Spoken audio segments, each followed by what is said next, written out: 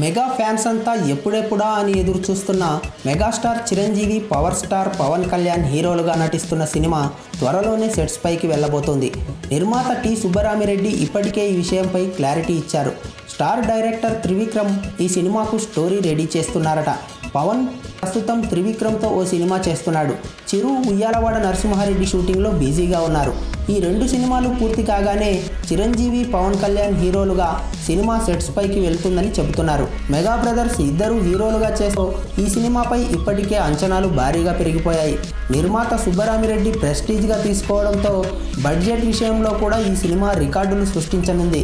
ఇక స్టోరీ విషయానికి వస్తే సినిమాలో చిరంజీవి, పవన్ కళ్యాణ్లు ప్రాణ స్నేహితులుగా నటిస్తున్నారట.